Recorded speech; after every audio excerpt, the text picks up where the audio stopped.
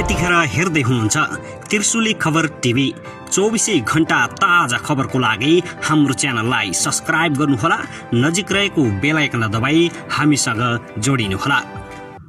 पछिल्लो 24 घण्टामा थपिए 7448 जना कोरोनाका नयाँ संक्रमित, थप 37 जनाको मृत्यु। कोरोना भाइरसका कारण भारतमा 10 जना नेपालीको मृत्यु। नागरिकको जीवन रक्षा यस सरकारको पहिलो दायित्व हो, प्रधानमन्त्री केपी शर्मा ओली। भारतमा सातामा 2 दिन बाहेक सबै अन्तर्राष्ट्रिय व्यावसायिक उडान वैशाख 23 गते रातिदेखि बन्द हुँदै। कोरोना संक्रमण र मृत्युदर दिन प्रतिदिन बढ्दै गएपछि देशका अति प्रभावित 41 जिल्लामा निषेधाज्ञा। कुन जिल्लामा कहिलेसम्म पूरा जानकारी। निषेधाज्ञाका कारण जनतालाई भोकै मर्न दिइने छैन, प्रधानमन्त्री ओली। वैशाख मसन्तसम्म वैदेशिक रोजगारमा जाने श्रमिकलाई रोकिने, प्रधानमन्त्री ओलीको ठाडो चुनौती। औषधि र अक्सिजन कालोबजारी गर्नेलाई कडा कारबाही गरिनेछ। माग कम भएसँगै कुखुरा मासुको मूल्य निरन्तर ओह्रालो, लकडाउन लम्बिए खुद्रा मूल्य 250 सम्म आउने। लुम्बिनी प्रदेशका मुख्यमन्त्री पोखरेल विरुद्ध कानुनी लडाईँमा जाने 4 दलको उद्घोषक। प्रधानमन्त्री ओलीले विश्वासको मत लिने भएपछि देउबाले बोलाए पदाधिकारीको आकस्मिक बैठक।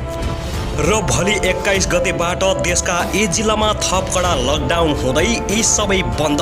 अब हेर्नुहोस् पुरा समाचार।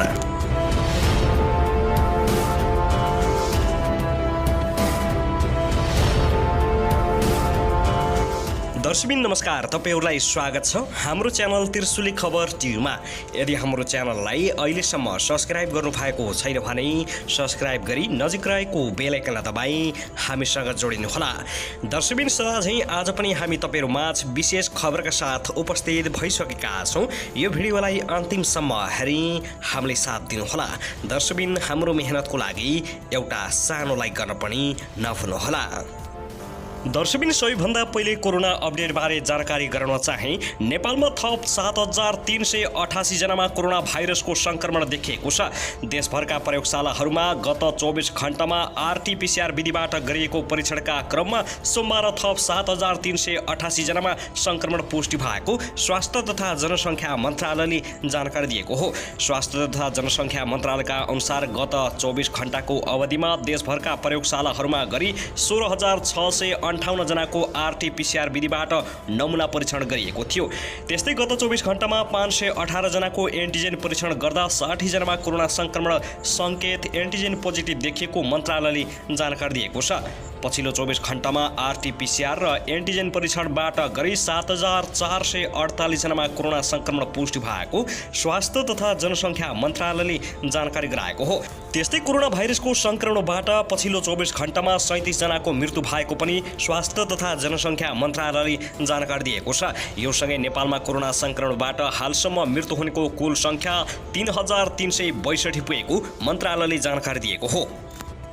दर्शकबिन त्यसैगरी सरकारले वैशाख 23 गते राति 12 बजेदेखि लागू हुने गरी त्रिभुवन अन्तर्राष्ट्रिय विमानस्थलबाट हुने सबै व्यावसायिक अन्तर्राष्ट्रिय हवाई उडान बन्द गर्ने भएको छ। संस्कृति पर्यटन तथा नागरिक उडान मन्त्रालयले आइतबार बसेको मन्त्री परिषद बैठकको निर्णयका आधारमा यसबारे सोमबार दिउँसो थप प्रश्न पारेको हो। आइतबार साँझ मन्त्री परिषद बैठक सकिएपछि परराष्ट्र मन्त्री प्रदीप कुमार गेवालीले 22 गते रातिदेखि सबै अन्तर्राष्ट्रिय उडान बन्द गर्ने निर्णय भएको बताएका छन्। 23 गते बिहीबार राति 12 बजेदेखि नेपाल आउने र नेपालबाट हुने सबै व्यावसायिक अन्तर्राष्ट्रिय उडानमा रोक लगाइएको उनले बताएका छन्।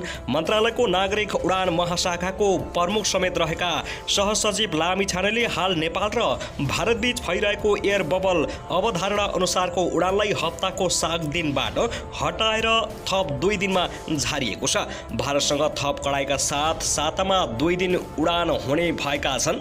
सहसचिव लामी छानेले भने अरू देशका लागि हुने उडान भने वैशाख मसन्तसम्मलाई बन्द गर्ने निर्णय भएको मन्त्री परिषद बैठकले जनाएको छ।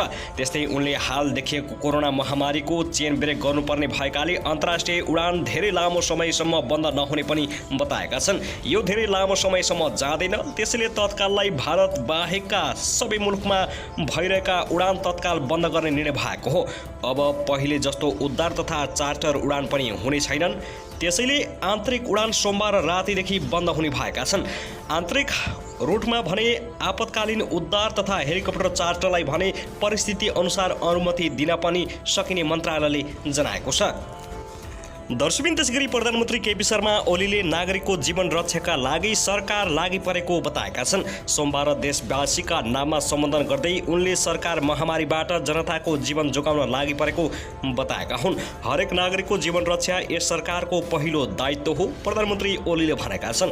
कुनै पनि नागरिक स्वास्थ्य सुविधाबाट वञ्चित हुन नपरोस् र महामारीका कारण कसैले पनि जीवन गुमाउन नपरोस् भन्नेमा सरकार संवेदनशील छ। कोरोना महामारीबाट जनताको जीवन जोगाउनका लागि सरकारले आफ्ना सबै संयन्त्र परिचालन गरेको पनि प्रधानमन्त्री ओलीले जानकारी दिएका छन्। हालसम्म कोरोनाबाट अनाहकमा यस महामारीबाट 3000 भन्दा बढीले ज्यान गुमाएको प्रधानमन्त्री ओलीको भनाइ थियो। उनले सबै नागरिकलाई खोप लगाउनका लागि सरकार लागि परेको बताएका छन्। हाल संक्रमण फैलिन नदिनका लागि विज्ञहरूको सुझाव अनुसार नै निषेधाज्ञा लगाउनेदेखि अन्तर्राष्ट्रिय र आन्तरिक हवाई उडान रोकिएको, भारतसँगका नाका बन्द गरिएको प्रधानमन्त्री ओलीले बताएका छन्। यस्तै अवकाश प्राप्त चिकित्सकलाई 1 वर्षका लागि करारमा नियुक्ति गरिने पनि उनले बताएका छन्। स्वास्थ्यकर्मीलाई मासिक तलबको 50% भत्ताको व्यवस्था गरिने पनि प्रधानमन्त्री ओलीको भनाइ छ। त्यसैगरी उपत्यकामा जारी निषेधाज्ञालाई थप कडा बनाउन आवागमन नियन्त्रण सम्बन्धी आदेश जारी गरिने भएको छ। संक्रमण तीव्र बन्दै गइरहेको र निषेधाज्ञा उल्लङ्घन भएको भन्दै थप कडाई गर्न लागि हो।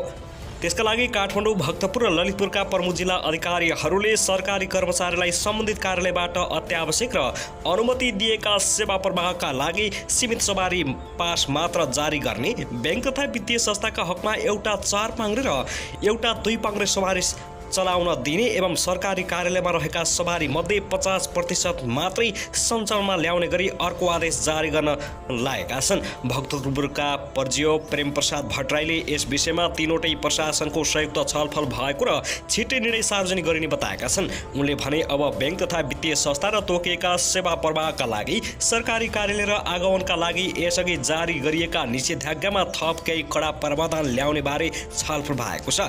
यसलाई छिट्टै अन्तिम रूप दिनेछ।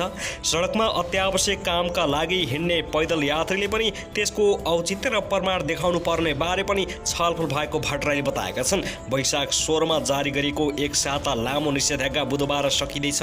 त्यसको अघिल्लो दिन मंगलबार नै यी थप कडा प्रावधान समेटेर निषेधाज्ञा अवधि वैशाख मसन्तसम्म पुर्याउने 3वटै प्रशासनले तयारी थालेका छन्। सोमबार नै देशवासीका नाममा सम्बोधन गर्दै प्रधानमन्त्री केपी शर्मा ओलीले देशभर कोरोना संक्रमण तीव्र बन्दै गएको उल्लेख गर्दै निषेधाज्ञालाई थप कडा बनाइने बताएका छन्। त्यस्तै निषेधाज्ञा उल्लङ्घन गर्नेमाथि अनुगमन कारबाही र नियमन गर्न गृह मन्त्रालयलाई प्रधानमन्त्री ओलीले निर्देशन दिएका थिए।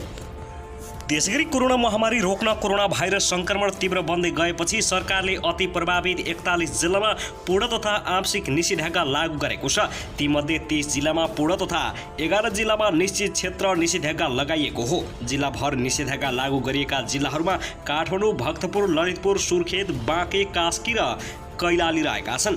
त्यसैगरी पर्सा, दाङ, कञ्चनपुर, पाल्पा, चितवन, रूपन्देही, बर्दिया, सल्यान, सुनसरी, जाजरकोट, रुकुम पश्चिम, डडेलधुरा र झापामा पनि जिल्लाभर निषेधाज्ञा लगाइएको छ। गुल्मी, प्युठान, उदयपुर, कपिलवस्तु, बजाङ, नुवाकोट, धनुषा, अर्घाखाँची, बैतडी र दैलेखमा पनि जिल्लाव्यापी निषेधाज्ञा रहेको गृह मन्त्रालयले जनाएको छ। यी सबै जिल्लाले 1 साताका लागि निषेधाज्ञा लागू गरेका हुन्। ताप्लेजुङ, रामेछाप, स्याङ्जा, कालीकोट, मकवानपुर, बाजुरा, गोर्खा, काभ्रेपलाञ्चोक, मोरङ, दार्चुला र बागलुङमा भने आंशिक रूपमा निषेधाज्ञा लगाइएको छ। पछिल्लो समयमा कोरोना संक्रमण दिन प्रतिदिन बढ्दै गएको भन्दै सरकारले सीमा नाकामा पनि कडाई गर्न निर्देशन दिएको छ। 22वटा नाका भने बन्द गरिएको छ भने 13वटा नाका मात्रै भारतबाट नेपाल भित्रिनको लागि 13वटा नाका मात्रै खुला गरेको सरकारले बताएको छ।